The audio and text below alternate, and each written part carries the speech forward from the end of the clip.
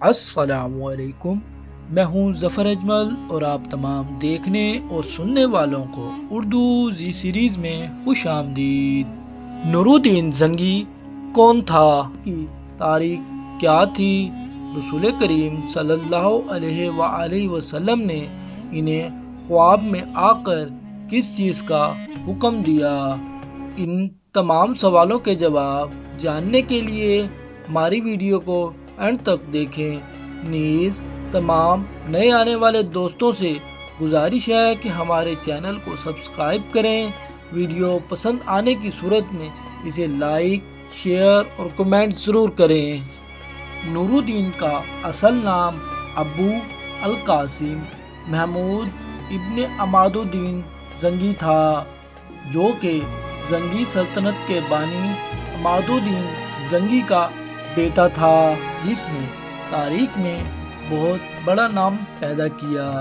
نور الدین فروری 1118 عیسوی میں پیدا ہوا اور 1146 سے 1176 عیسوی تک 28 سال تک حکومت کی۔ نور الدین زنگی نے مسیحیوں سے بیت المقدس واپس لینے کے لیے پہلے ایک مضبوط حکومت قائم کرنے کی کوشش کی اور اس مقصد کو حاصل کرنے کے لیے اپنے گرد و نواح کی چھوٹی چھوٹی مسلمان حکومتوں کو ختم کر کے ان کو اپنی مملکت میں شامل کر لیا۔ شروع میں نور الدین کا دارالحکومت حلب تھا۔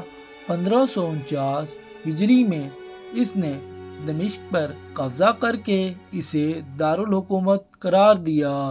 نور الدین نے صلیبی ریاست انطاکیہ پر حملہ کر کے کئی قلعوں پر قبضہ کر لیا اور بعد ازاں ریاست اڈیسا پر مسلمانوں کا قبضہ ختم کرنے کی عیسائیوں کی کوشش کو بھی ناکام بنا دیا۔ دوسری صلیبی جنگ کے دوران دمشق پر قبضہ کرنے کی کوشش کو بھی سیف الدین غازی اور معین الدین کی مدد سے ناکام بنا دیا گیا اور بیت المقدس سے مسیحیوں کو نکالنے کی راہ ہموار کر دی۔ دوسری صلیبی جنگ میں فتح کی بدولت ہی مسلمان تیسری صلیبی جنگ میں فتح یاب ہو کر بیت المقدس واپس لینے میں کامیاب ہوئے۔ نور الدین زنگی کے مشیر خاص کا نام جمال الدین اصفہانی تھا۔ ایک رات نماز تہجد کے بعد سلطان نور الدین زنگی نے خواب میں دیکھا کہ رسول کریم صلی اللہ علیہ وآلہ وسلم دو سرخی مائل رنگت کے آدمیوں کی طرف اشارہ کر کے سلطان سے کہہ رہے ہیں کہ مجھے ان کے شر سے بچاؤ۔ سلطان ہڑبڑا کر اٹھا، وضو کیا، نفل ادا کیے۔ یہ خواب مسلسل سلطان کو 3 راتوں تک آتا رہا۔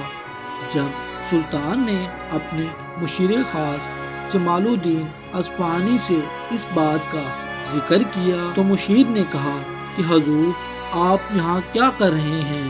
جتنی جلدی ہو سکے مدینہ روانہ ہو جائیں۔ اگلے روز سلطان نے 20 مخصوص افراد اور بہت سے تحائف کے ساتھ مدینہ کے لیے کوچ کیا اور 16ویں روز شام کے وقت وہاں پہنچ گئے۔ سلطان نے روضہ رسول پر حاضری دی اور مسجد نبوی میں بیٹھ گیا۔ اعلان کیا کہ اہل مدینہ مسجد نبوی میں پہنچ جائیں، جہاں سلطان ان میں تحائف تقسیم کرے گا۔ لوگ آتے گئے اور سلطان ہر آنے والے کو باری باری تحفہ دیتا رہا۔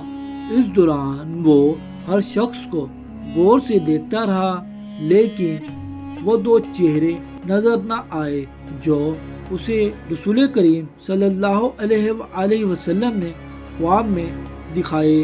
سلطان نے حاضرین سے پوچھا، کیا مدینے کا ہر شہری مجھ سے مل چکا ہے؟ حاضرین نے کہا، سوائے 2 آدمیوں کے۔ سلطان نے پوچھا، وہ کون ہے اور اپنا تحفہ لینے کے لیے یہاں کیوں نہیں آئے؟ بتایا گیا، یہ مراکش کے باشندے ہیں۔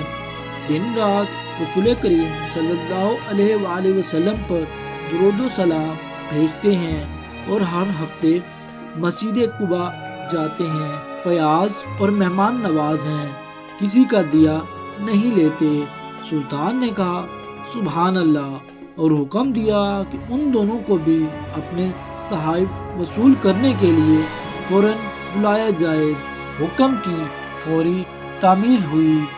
ایک جھلک ان کی شناخت کے لیے کافی تھی، تاہم سلطان نے اپنے غصے کو قابو میں رکھا اور پوچھا تم کون ہو، یہاں کیوں آئے ہو؟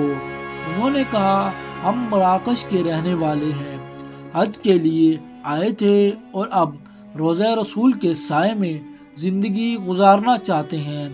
سلطان نے سختی سے کہا کیا تم نے جھوٹ بولنے کی قسم کھا رکھی ہے؟ اب وہ چپ رہے۔